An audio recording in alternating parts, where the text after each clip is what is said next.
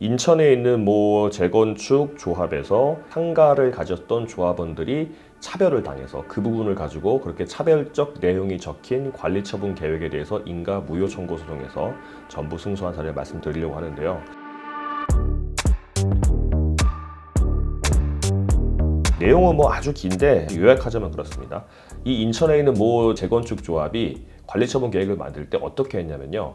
무상 품목을 제공한다고 했습니다. 조합원님들 일반 분양분과 다르게 에어컨 무상으로 설치해드리겠습니다. 전기 레인지, 세탁기, TV 이런 것들을 해가지고 이제 고급형으로 해가지고 다 무상으로 해드리겠습니다. 이렇게 써놓는단 말이죠. 그러면 조합원들이 조합이 일 잘하는구나 하고 이제 많이 조합에서 이제 제시하는 총회 안건 같은 것들 잘 통과시켜주고 이렇게 하니까 많이 하는데, 사실 이거 조합 돈이거든요. 결국은 조합원들 자기 돈으로 자기가 사는 건데 사람이 기분이 좋잖아요.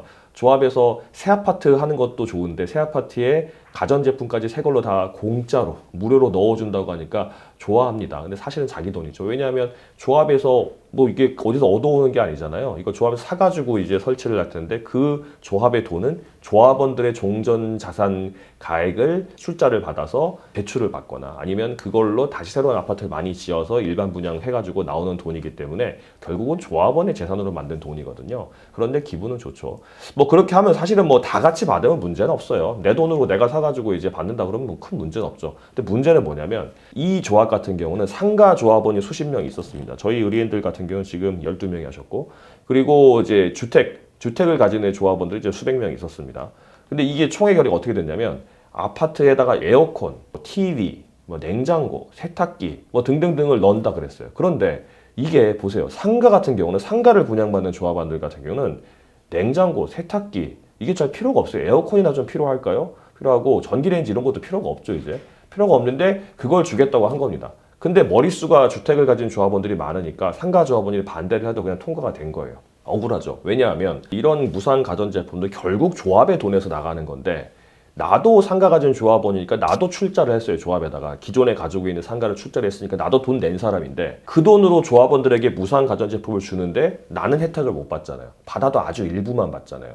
이게 100만 원, 200만 원이면 상관이 없겠는데 이 무상으로 가전제품을 주냐 안 주냐에 따라서 비례율이 5% 정도 바뀌었습니다. 비례율이 한 120%가 115%가 됐어요. 이게 무슨 말이냐면 이게 무상으로 다 설치하는 게 총액이 한 20몇 억이 됐었거든요. 그걸 만약에 설치 안 한다고 한다면 그만큼 기존에 가진 종전 자산가액보다 자산가액을 평가해주는 가액이 115%가 아니라 120%, 한 5% 더 쳐준다는 거예요. 거꾸로 말하면 내가 1억짜리 가지고 있었으면 원래 내가 무상 가전제품 안 받았으면 1억 2천으로 평가해가지고 내 집을 평가해서 새로운 아파트 분양받을 때 그만 차액만큼 이제 주게 되는 건데, 무상 가전제품을 받음으로 해서 5%가 줄어드는 겁니다. 그러니까 1억 1,500밖에 안 되는 거예요. 그러니까 쉽게 말하면 결국 내 재산이 원래 1억 2천으로 칠 수 있었는데 1억 1,500만 원만 치고 그 차액 500만큼에 해당하는 무상 가전제품을 받는 꼴이 되는 거예요. 그러니까 주택을 가진 조합원들은 사실은 자기 돈 자기가 이제 덜 받는 거니까, 대신 무상 가전제품 받는 거니까 그것도 싫어하는 사람이 있겠지만 크게 이제 반대는 없었는데, 상가를 가지고 있고 상가를 분양받는 조합원들 같은 경우는 내 비례율은 원래 120% 될 게 115%로 5%가 줄어들었는데 내가 실제 그 5%에 해당하는 혜택을 다 못 받잖아요. 받아봤자 에어컨 한 대 정도니까 받을 수가 없잖아요.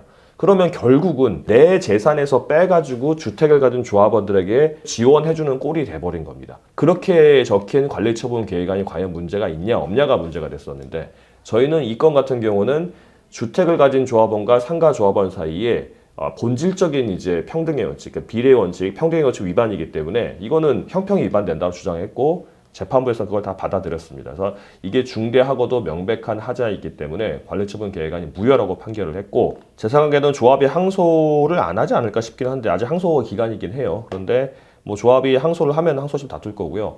항소 안 한다고 한다면 아마 우리 상가 조합원들이 피해를 본 건 금액만큼 현금으로 지급을 하거나 나중에 분담금을 이제 공제를 해준다거나 그런 거기에 해당하는 상당하는 아마 혜택이 오지 않을까 싶습니다. 왜냐하면 조합이 이게 무효로 확정돼 버리면 조합 총회 다시 하고 처음부터 사업 다시 해야 되잖아요.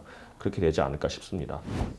저희가 그 재건축 재개발자 사건을 하다 보면요, 조합원들 사이에 이제 형평에 맞지 않는 경우가 종종 있습니다. 뭐 예를 들어서 뭐가 있냐면, 재개발 같은 경우는 대로변에 있는 빌딩 소유주들과 뒤에 있는 단독이나 다가구나 뭐 연립주택 소유주 사이에 이해관계가 맞지 않는 경우도 꽤 있어요. 주택을 이제 가진 분들은 단가가 높게 평가되고, 건물을 가진 분들은 시세보다 단가가 상당히 낮게 평가돼가지고 억울한 경우들이 있어요. 이게 왜 이렇게 되냐?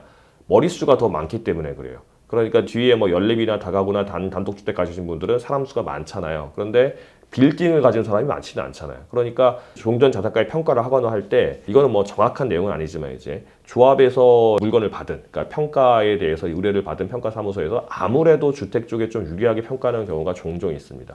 그러니까 건물주들 입장에서는 나는 사실 재건축 안 해도 되는데, 재개발 안 해도 되는데 굳이 넣어가지고 하니까 뭐 끌려가서 하긴 하는데, 그나마도 종전 자산가의 평가액이 너무 낮으니까 그렇게 적힌 관리처분 계획안은 위법하다, 형평의 원칙 위반된다고 찾아오시는 경우가 종종 있습니다. 그렇게 해서 실제 저희가 감정평가를 해봤더니 뭐 한 20% 이상 차이 난다. 그러면 그 관리처분 계획안도 형평의 원칙 위반으로 취소되거나 무효가 될 수 있는 거거든요.